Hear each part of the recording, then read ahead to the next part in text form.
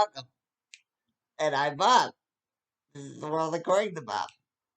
The other world according to Bob. Because of that book, that it's a whole thing. That book that I said I'm going to review one of these days. And I will. Anyway, we, for now, we have some comics to review. Yes. Yes.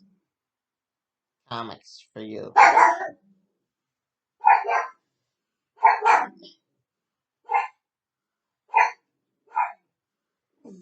Let's save that one for the end. Um,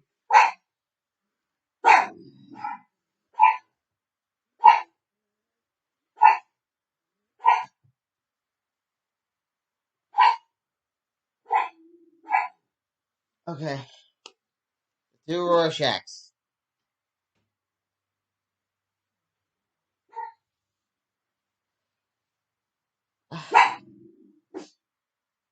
I liked this one because they showed what a mentally disabled person would look like in the world of the Watchmen. Yeah. He like Mom said, they're all kind of a little loopy, but this guy's really out there. And it's you can tell he's mentally disabled um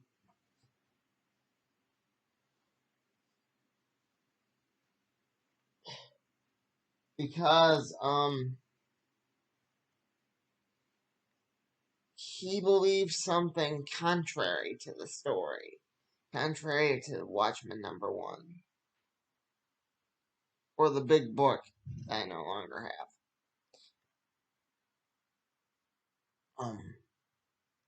Anyway,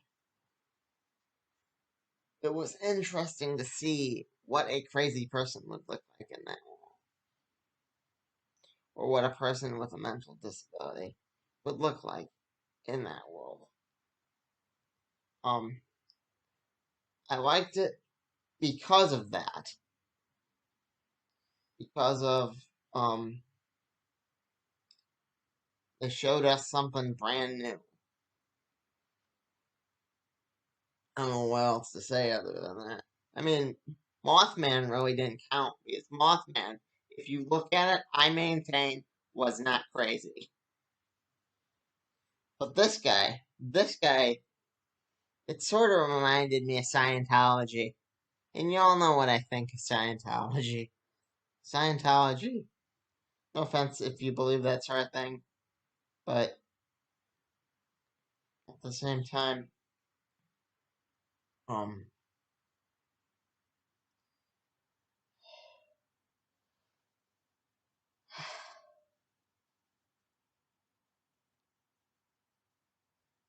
it kind of reads kind of like this in this book.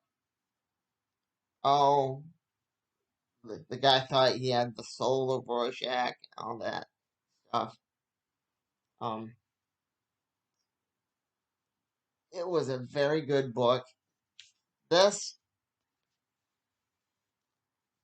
I mean, it was enjoyable, but it felt like they were going over basically the same ground.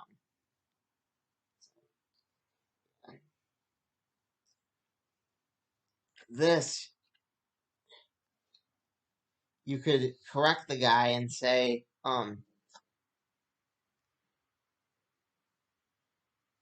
that no one survives Dr. Manhattan's blast in that world, which I'm glad to see because, um,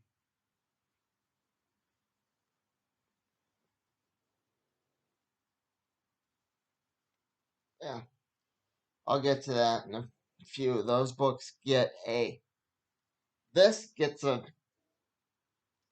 3, and this as well gets a 3. No half numbers today. Just sometimes I do half numbers when I'm really iffy on the score. But um, these both get threes for different reasons.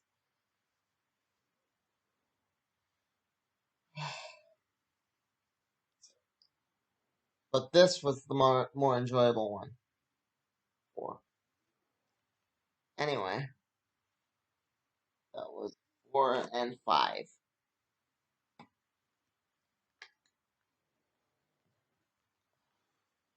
In Swamp Thing,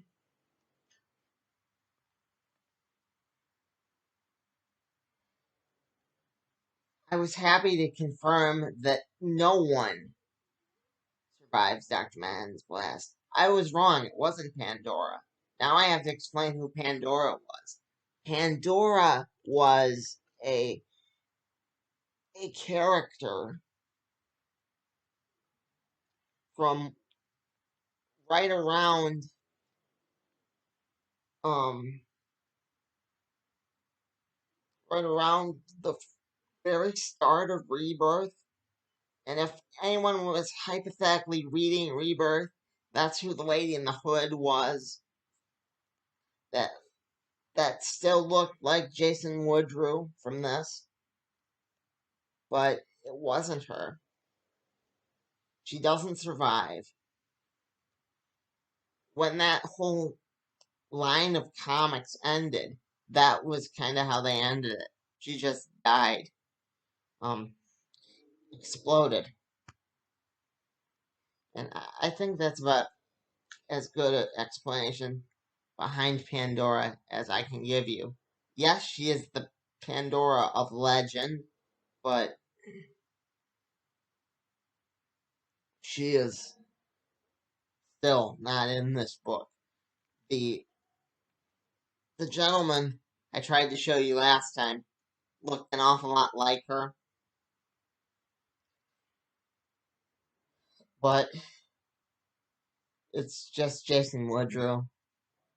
He's been holding on to Obsidian since World War One. They want us to believe that.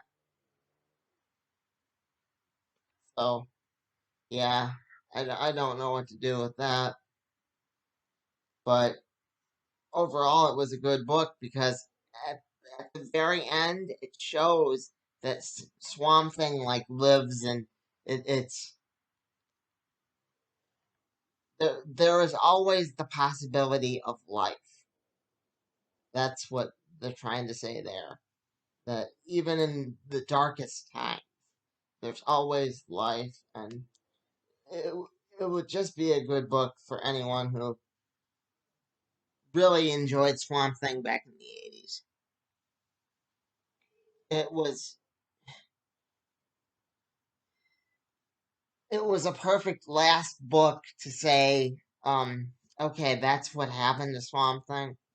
But at the same time, if they make a new series out of this, I would thoroughly enjoy it. Gets a 4. Um,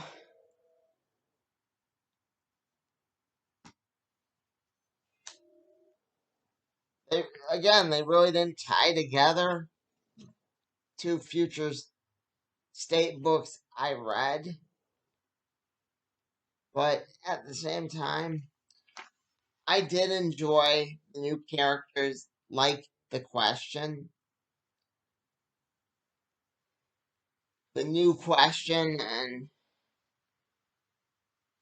I think he was, it's a he was a speedster. I don't know who yet, but that's another question they have me asking. I mean,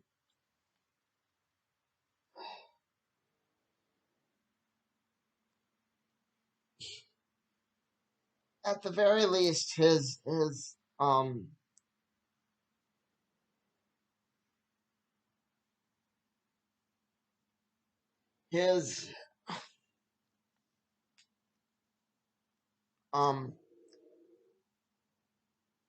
brain was moving faster than like a normal.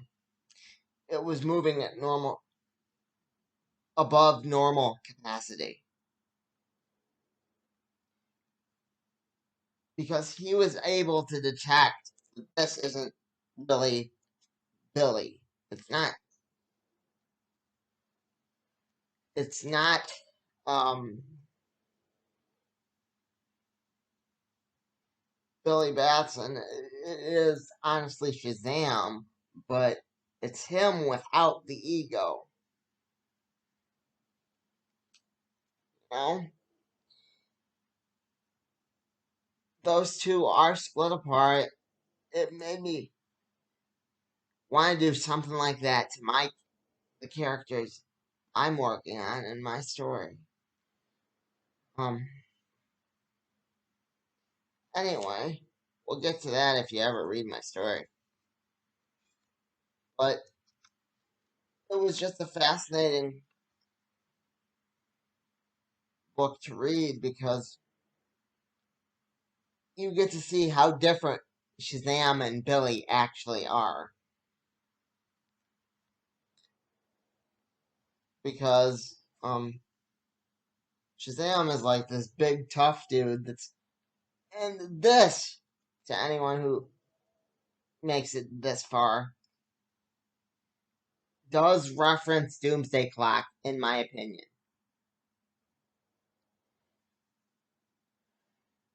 And it ties together with that Teen Titans issue that we just covered in my last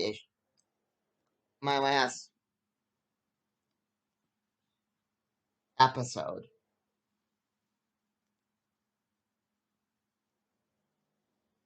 Because after the big battle, that's how Shazam ends up where he ends up. That's how Billy and Shazam get separated.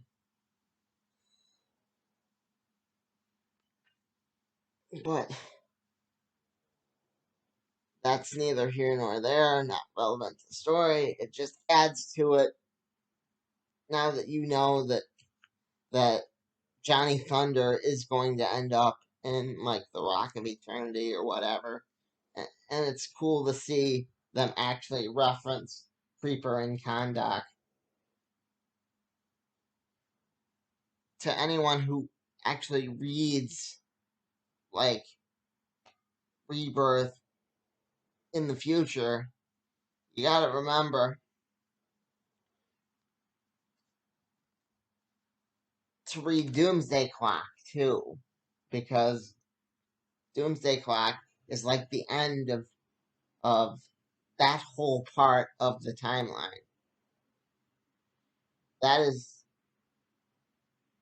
just another opening.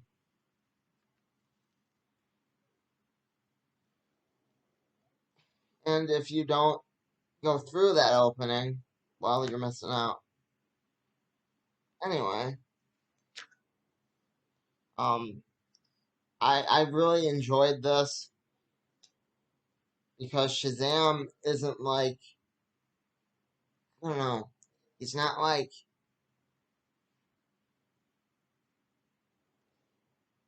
not positive and upbeat. Without Billy, he's just another meathead.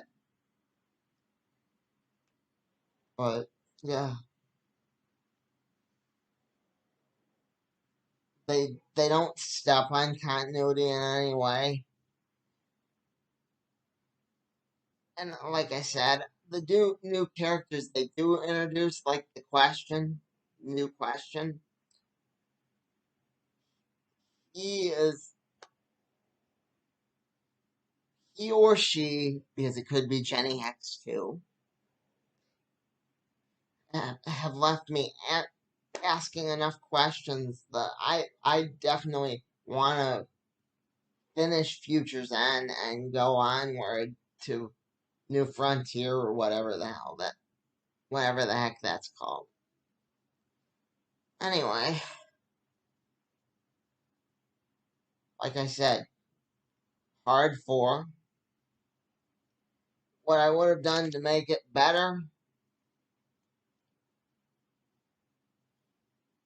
more clearly demonstrate the new question is moving at a higher speed than everybody else.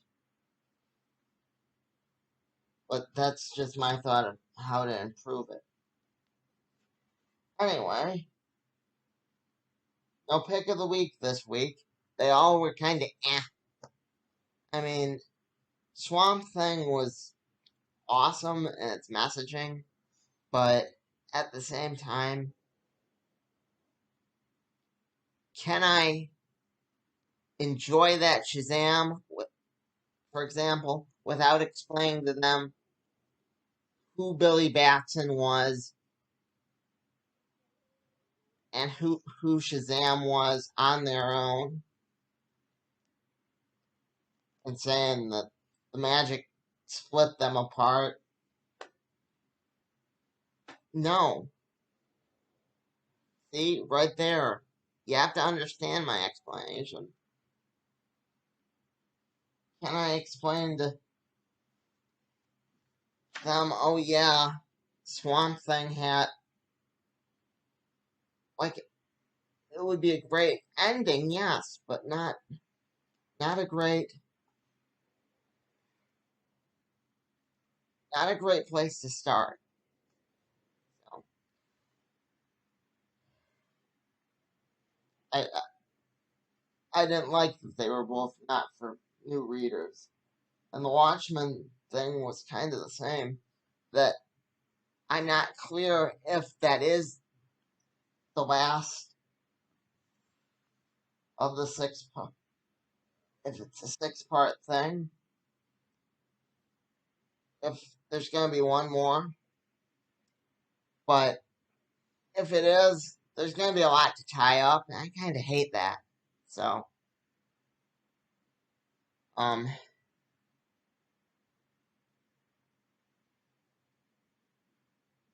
I wanted to do a part of the video that's, oh, what the hell. I think in Superman and Lois, if you made it this far, it's going to be Alexander Luthor. Yeah. I didn't know how to make a whole video out of that, but I think the man at the end of Superman and Lois is Alexander, not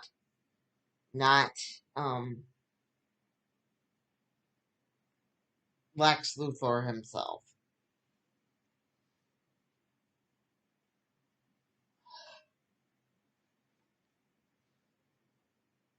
Um, I hope you understood that. Bob out. Couldn't tie it all up today.